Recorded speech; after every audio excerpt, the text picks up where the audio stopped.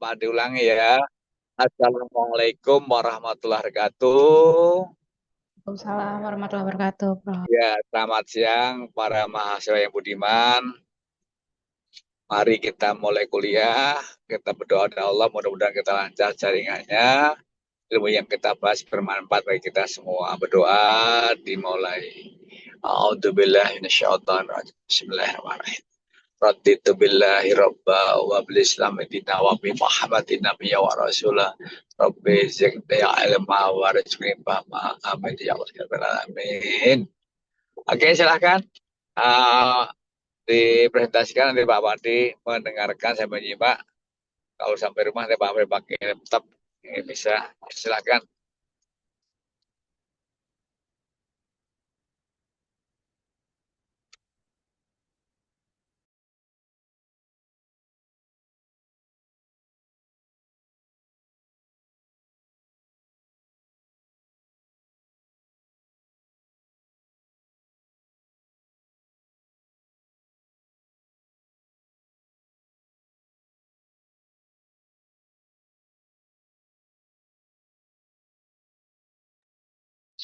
Baik, izin berbicara ya, Prof. Silahkan, silahkan.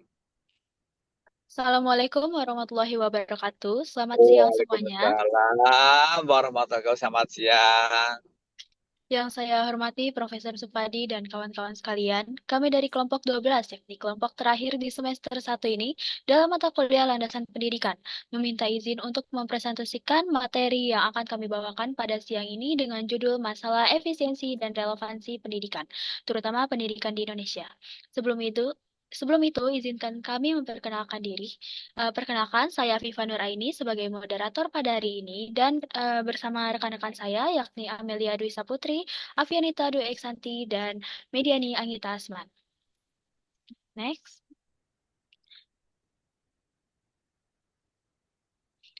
Oke, baik.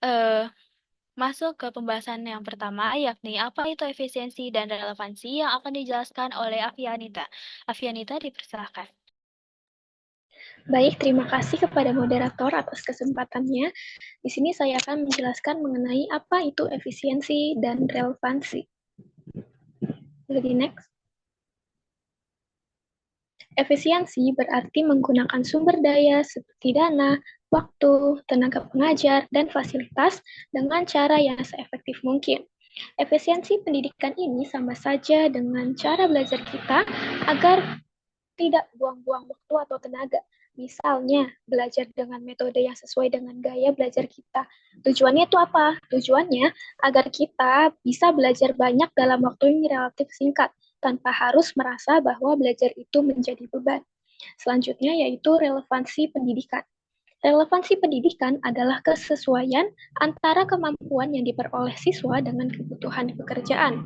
Relevansi ini berarti apa yang kita pelajari itu benar-benar ada manfaatnya buat kehidupan kita sekarang ataupun di masa depan nanti. Materi yang kita pelajari sebaiknya juga punya hubungan langsung dengan kenyataan atau situasi yang mungkin bakal kita hadapi. Misalnya, belajar komunikasi, keterampilan teknologi, atau bahkan cara berpikir kritis yang bisa membantu kita di lingkungan kerja nanti. Next. Poin kedua yaitu mengenai mengapa efisiensi dan relevansi itu penting. Next. Efisiensi dan relevansi dikatakan penting karena efisiensi dan relevansi ini dapat memastikan proses belajar mengajar berjalan optimal dan bermanfaat. Efisiensi membantu menghemat waktu dan sumber daya dengan memungkinkan pembelajaran siswa menjadi lebih cepat yang mana membuat siswa tersebut memahami materi dengan lebih baik. Sedangkan relevansi memastikan materi yang diajarkan sesuai dengan kebutuhan dan tantangan di dunia nyata. Kombinasi efisiensi dan relevansi ini juga dapat meningkatkan motivasi siswa karena dengan adanya ini mereka merasa apa yang dipelajari akan berguna dalam kehidupan mereka. Itu saja materi yang dapat saya sampaikan. Selebihnya saya kembalikan kepada moderator. Baik, terima kasih Avianita atas penjelasannya. Boleh dilanjut? Oke, Pembahasan selanjutnya yakni masalah efisiensi dan relevansi pendidikan. Yang pertama ada masalah efisiensi yang akan dijelaskan oleh Median. Dipersilahkan. Baik, terima kasih atas kesempatannya, moderator. Pada kesempatan ini, izinkan saya untuk membahas terkait masalah efisiensi pendidikan, yang dimana terbagi menjadi beberapa poin, dan yang poin pertama yaitu adalah terkait dengan akses pendidikan terbatas, di mana anak-anak di daerah terpencil sulit sekali untuk mengakses pendidikan karena faktor geografis dan minimnya fasilitas. Nah, maka karena hal itu perlunya dukungan infrastruktur dan transportasi dari pemerintah agar pendidikan merata. Selanjutnya terkait biaya pendidikan tinggi di sekolah unggulan, yang dimana sekolah unggulan sering sekali mencapai harga yang mahal sehingga membatasi akses siswa dari keluarga yang kurang mampu. Nah, solusinya bisa berupa pemberian beasiswa ataupun subsidi.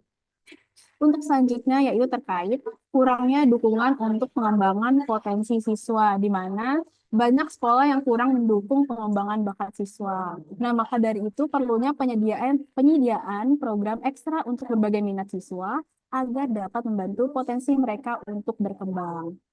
Selanjutnya ada minimnya fasilitas di daerah terpencil, yang dimana fasilitas pendidikan seperti gedung, buku, dan laboratorium itu sering banget kurang memadai di daerah terpencil. Nah, karena hal ini, pemerintah perlu menambah dan memperbaiki fasilitas untuk menunjang proses pembelajaran. Selanjutnya yaitu terkait dengan kesulitan adaptasi kurikulum baru, yang dimana banyak guru dan siswa sering sekali kesulitan untuk menyesuaikan diri dengan kurikulum baru yang kerap berubah. Nah, karena hal ini diperlukan pelatihan bagi guru untuk adaptasi yang lebih baik. Selanjutnya, fokus guru pada administrasi, bukan pembelajaran. Yang dimana tugas administratif ini sering banget mengurangi waktu guru untuk mengajar. Karena hal itu perlunya optimalisasi tugas administrasi agar fokus guru kembali pada pembelajaran. Yang terakhir ada ketidakseimbangan rasio antara guru dengan murid, yang dimana rasio guru dan murid yang tidak seimbang membuat proses belajar kurang efektif.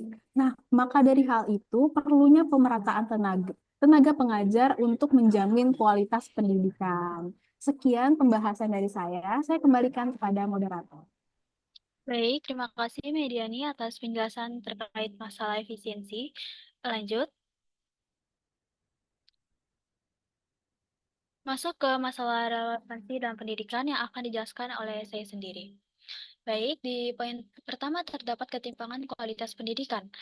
Kita semua mengetahui bahwa terdapat perbedaan yang signifikan dalam kualitas pendidikan antara daerah perkotaan dan perdesaan, yang disebabkan oleh sarana fisik yang tidak memadai, seperti gedung sekolah yang rusak dan kurangnya media pembelajaran. Kemudian ada kurangnya kesesuaian kurikulum. Kurikulum yang diterapkan seringkali tidak relevan dengan kebutuhan industri dan perkembangan zaman, membuat lulusan seringkali kurang siap menghadapi tantangan di dunia kerja. Kemudian ada fasilitas pendidikan yang tidak memadai. Banyak sekolah kekurangan fasilitas dasar seperti ruangan kelas, laboratorium, dan perpustakaan yang menghambat proses pembelajaran belajar mengajar. Dan biasanya ini terjadi di sekolah-sekolah yang terdapat di daerah yang terpencil ya. Kemudian ada kualitas sumber daya manusia yang belum optimal. Indonesia masih menghadapi masalah dalam pengembangan kualitas sumber daya manusia atau SDM. Banyak lulusan tidak memiliki keterampilan yang relevan dengan pasar kerja, baik dalam hal keterampilan teknis maupun soft skills, seperti komunikasi dan kepemimpinan. Hal ini menyebabkan rendahnya daya saing lulusan Indonesia di pasar kerja nasional maupun internasional. Kemudian ada sistem pendidikan yang tidak relevan. Sistem pendidikan di Indonesia seringkali dinilai tidak relevan dengan kebutuhan zaman dan dunia kerja yang terus berkembang. Kurikulum yang ketinggalan zaman serta metode pembelajaran yang tidak interaktif dan inovatif menyebabkan lulusan tidak siap menghadapi tantangan dunia kerja modern. Pembaruan kurikulum yang sering terjadi juga tidak diiringi dengan kesiapan yang cukup dari tenaga pendidik dan juga siswa. Kemudian yang terakhir ada kualitas guru yang rendah. Banyak guru, terutama di daerah terpencil, tidak memiliki kualifikasi dan pelatihan yang memadai sehingga tidak dapat mengoptimalkan potensi siswa. Sekian dari saya, lanjut ke materi selanjutnya yang akan dijelaskan oleh Amelia Dwi Saputri.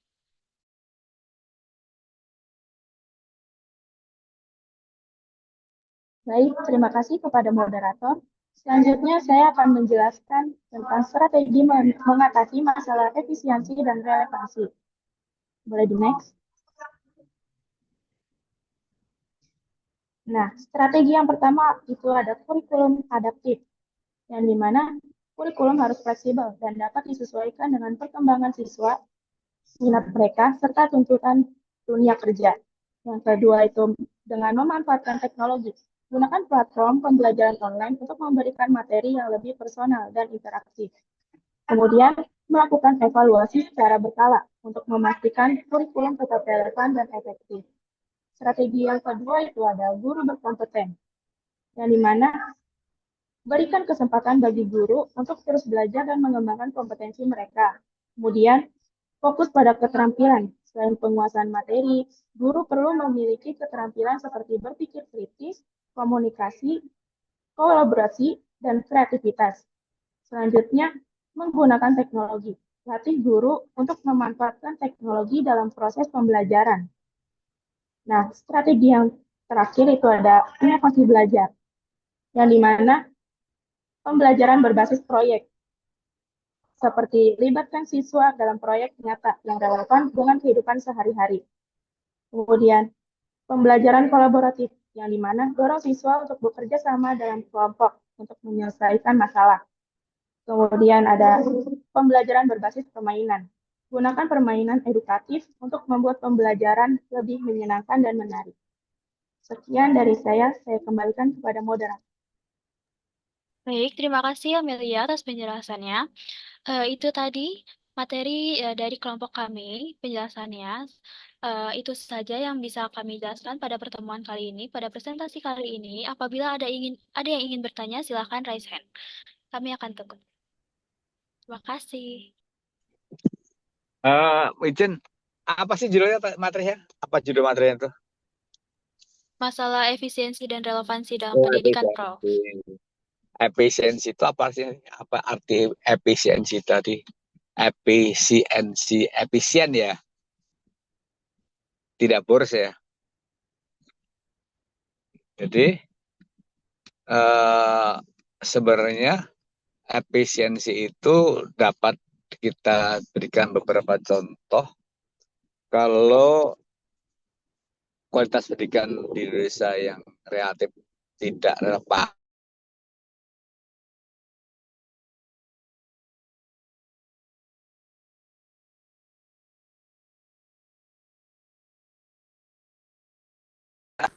waktu yang digunakan sia-sia, biaya yang dikeluarkan sia-sia. Tapi kalau efisien itu artinya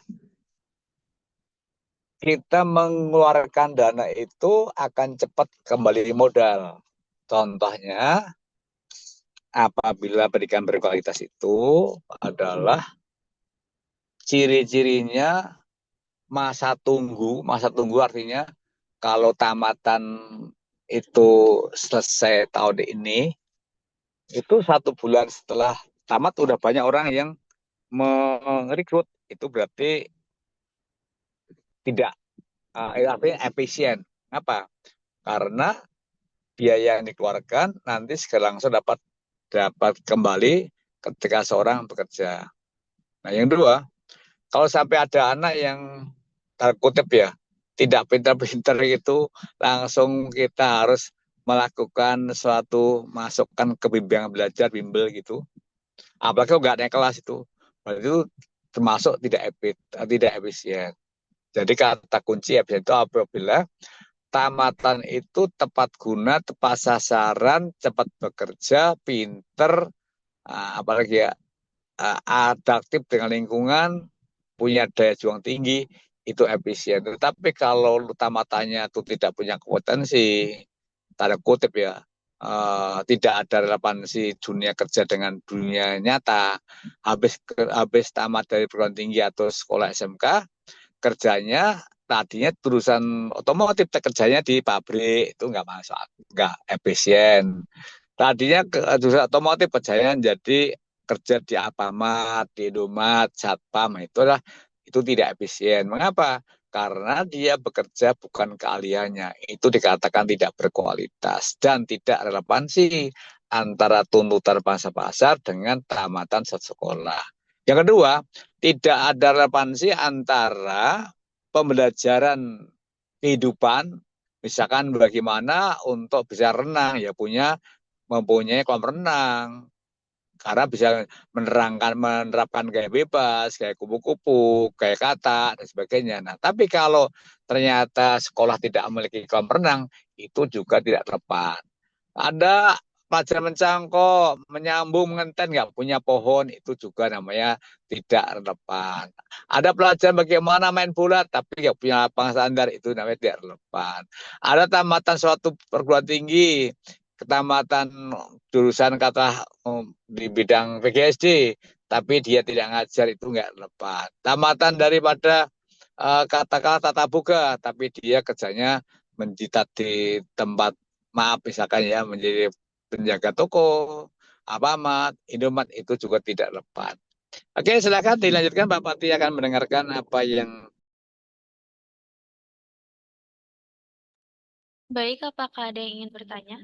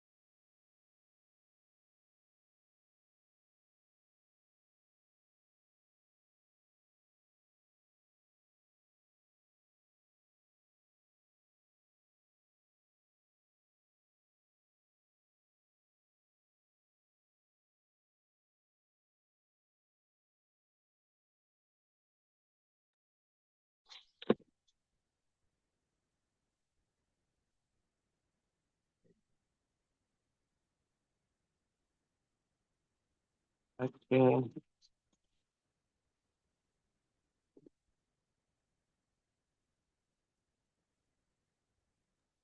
Oke, akan kami tunggu hingga pukul 13:25. Jika ada yang ingin bertanya, dipersilahkan ya. Oke. Pak Pati belakangnya ada, Pak Pati belakangnya ada itu, ada tamannya.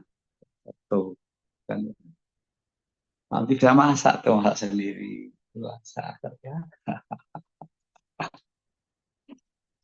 Mau masak, kayak masak, waktu masak tuh. Tuh masak aja kan.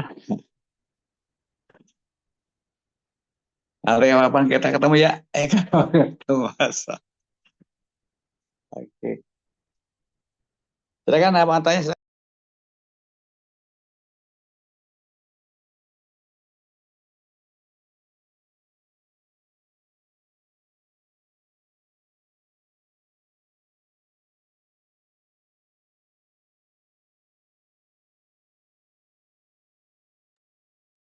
Baik, jika tidak ada yang bertanya, saya akan memberikan kesimpulan terkait materi yang kelompok kami sampaikan pada hari ini.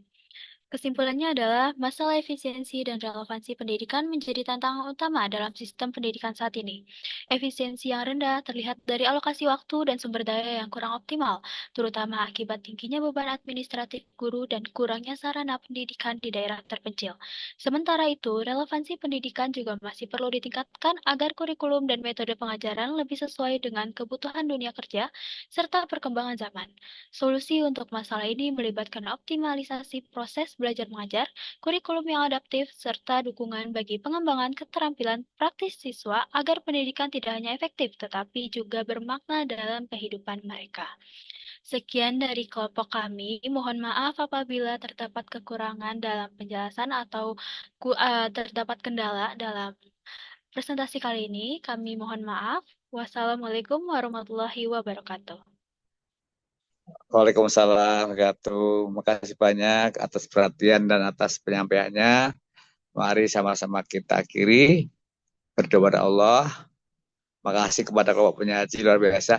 Anda sudah selesai yang ini kelompok terakhir, Avianita. Nah, berarti nanti Pak masih ada berapa lagi pertemuan sayang? Berapa pertemuan ini sekarang? Amel. Pertemuan keberapa sekarang Pak Nur ini? Izin jawab, Prof. Sekarang pertemuan Iya, 11. Jadi belah. UAS itu ada sekitar 14 pertemuan. 4 pertemuan lagi.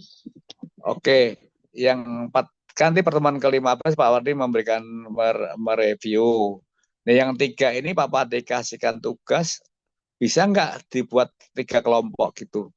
Tugasnya seputar terkait dengan bicara terkait dengan gagasan Pak Menteri itu terkait pendidikan. Nanti Pak Wardi kirimkan. Gimana misalkan dibuat gimana ya? Atau dibuat tetap ini berapa kelompok sih? Berapa kelompok semuanya? Ini 12 kelompok, Prof. Kelompok. Kalau misalkan 4 kali tampil itu masing-masing satu kelompok, ada 3 kelompok, ini ya kelamaan ya. Mas Bauri Iya, gini, misalnya misalkan kalau luring ya, kalau luring kan gini, presentasi pertama, nanti kedua, tiga, nanti pertanyaan baru ditujukan kepada kelompok berapa gitu. Kalau misalkan kelompok sekarang di ini apa dilebur menjadi 4 kelompok bisa nggak ya? Bisa nggak 4 kelompok besar gitu? Bisa aja sih, Prof. Jadi masing-masing orang itu sekitar 12 mahasiswa per kelompoknya. Oke. Atau tetap aja dibuat 12, tapi ini ya nggak mungkin ya bisa nampilkan satu kali tampil tuh 3 kelompok, nggak mungkin kan ya? Iya, benar, Prof. Benar banget. Dibuatnya 12 ya, 12 orang. Nanti materi ini Pak dikirimkan waktu terkait dengan tanggapan Anda itu loh. Dengan pola pikir Pak Menteri. Ada 3 besaran pokok itu. Nanti Pak dikirimkan minggu depan, berarti ini dibuat kelompok baru ya, Pak ya, baru. Caranya gimana caranya? Menjadi 4 kelompok kan dari 12 ya. Iya, nanti saya atur, Prof. Oke. Kalau misalkan agak susah juga bisa gini kok. Kelompok 1, 2, 3, 1, 30. 4, 5, 6, tuh gitu juga gampang kan ya. Jadi kalau misalkan susah. Oke. Nah, nanti diingatkan Pak dikirimkan ya. Iya, Prof. Ada mau tanyakan nggak? Enggak ditanyakan, nggak ada. Cukup. Baik, makasih banyak. Selamat istirahat. Salam sehat, sukses dan berkah. Sampai ketemu, yaitu minggu depan, harinya hari Kamis. Hari Kamis tanggal berapa ya? Bukan pemilu kan ya? Bukan PKD kan? Bukan ya? PKD tanggal berapa itu, Amel? Tanggal 27 kan? 27, Prof. Hari apa itu? Rabu. 26, oke masih bisa berarti. 28 hari Kamis. Oh iya, oke. Berarti masih ini ya kita. You see? Ya udahlah. Baik, semuanya kita akhiri. Nanti kapan jadi nggak makan-makan nanti Nora ini jadi nggak makan-makan?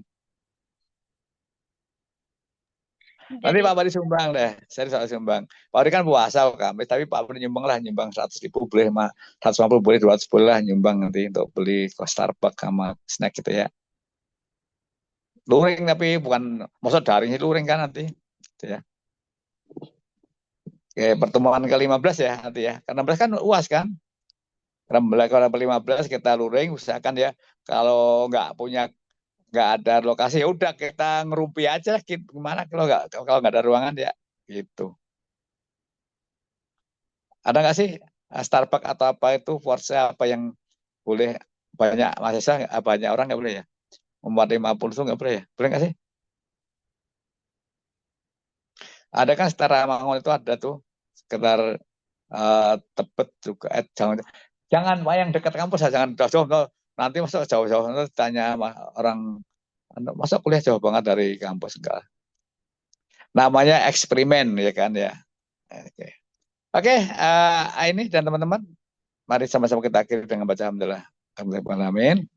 Terima kasih banyak Prof. Adi Mohon Arbatin jika dalam memberikan materi mengajar tidak pas, itulah kekurangan dari Prof. Adi dan Allah akan melengkapinya. Sekian dari Pak Wadi.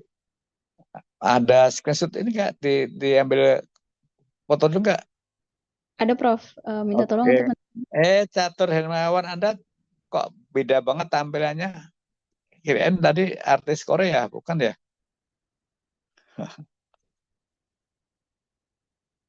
Udah belum? Diberi apa dong, If? Nih, saya nunduk sama Afifa nih. Gitu kan? Udah belum? Apa udah cepet banget tahun ini kesampaian ininya gini? Medi boleh di stop screen dulu nggak? Oke, di top screen dulu biar nanti saya. Oke. Di slide pertama. 1, 2, Saya 3. ikuti apa yang kita gini. Oke, slide kedua. Gimana ini? Gimana gini? 1, Mel, 2. gimana Mel? Gini Mel ya. Malik, suka gini ya? Oke. Lintang? Jempolnya nggak kelihatan, Prof. Oke, jempolnya. Oke, simpel udah. Anda ini jempol tangan bukan jempol kaki, usah kelihatan saya. Udah belum? 1, 2, 3. Slide kedua, 1, 2, 3. Sudah, Prof. Oke. Terima kasih ya. Salam sehat. Sukses. Sampai ketemu di kesempatan. Assalamualaikum warahmatullahi wabarakatuh. Waalaikumsalam. Terima kasih, Terima kasih, Prof. Prof. Makasih, Prof.